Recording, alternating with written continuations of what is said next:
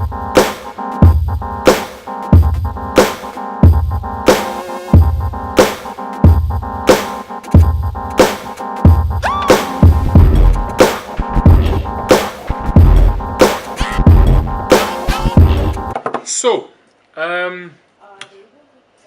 one of the topics that we have consistently in, actually, before we even get to that, meet, what's his name?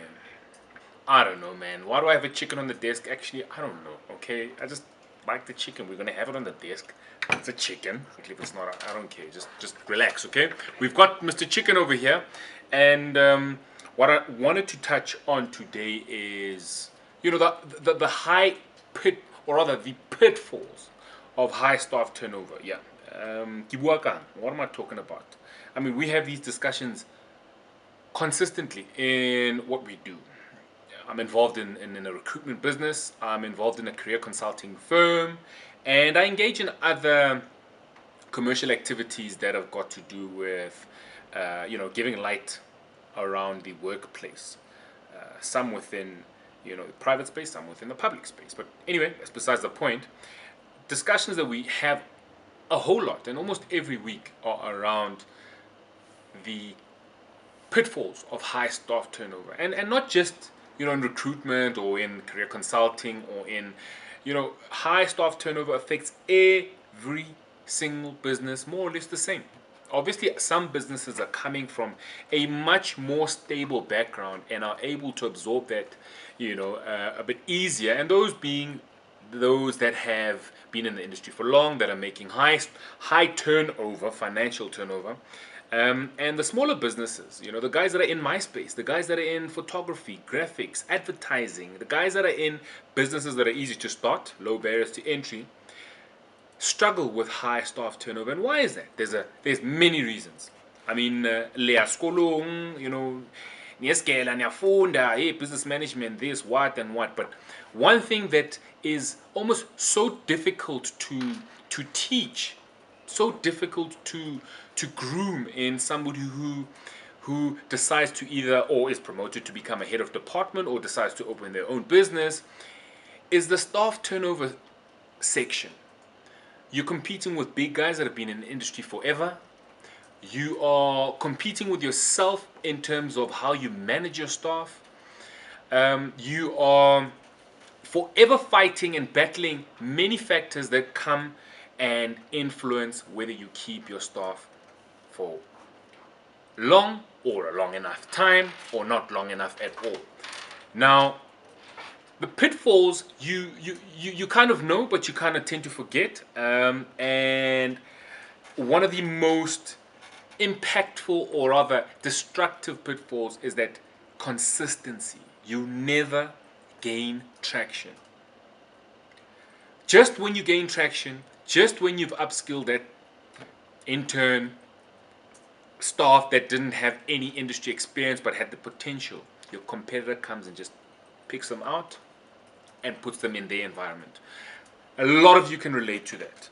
Those that are running one man, two man, 10-man businesses that really rely on consistency in terms of staff. Now, how do you battle that? You see, a bit of it is who you are as a person, and a bit of it is a little bit of the theory that you've been taught in business. But I find that, and what has worked for me, is that if you are genuine, if you are true to yourself, if you have thorough communication, if you communicate the vision of your business well enough and you recruit correctly, you will limit your high staff turnover.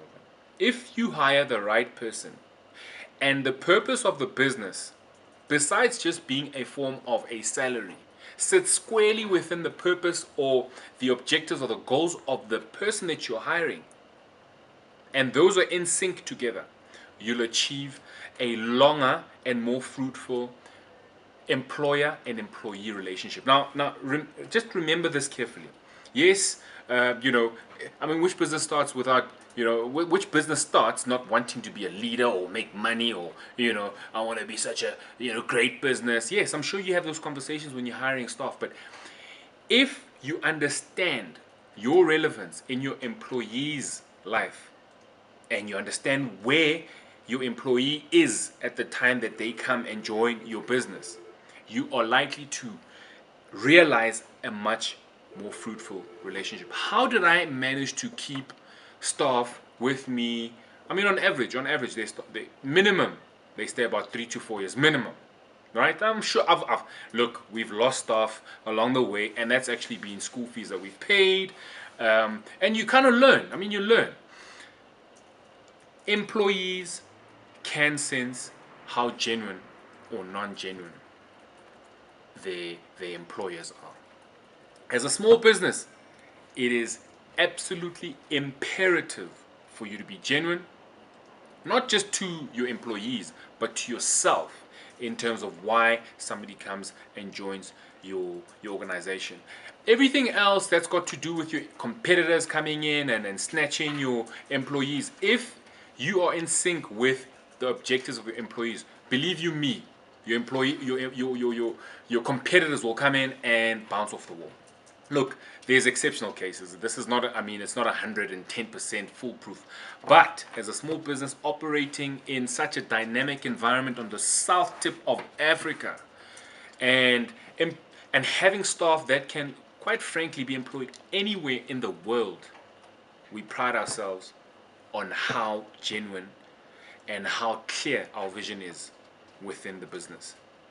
There's many pitfalls, many reasons, many consequences of high staff turnover, but I wanted to just deal with what it is that you can do as an employer, as a head of department, as a business owner, in terms of trying to actually cushion the impact, limit the amount of staff turnover that you have, because quite frankly, if you have high staff turnover, you hardly have any consistency. If you've got no consistency, you're never actually growing the business. If you're never actually growing the business, why are you in business? Yeah, man. Hey, yeah, no, that one. All right, then. Catch us on all our social network points: Instagram, Facebook. Our website is hot. We consult with careers. Yeah, actually, I'm happy.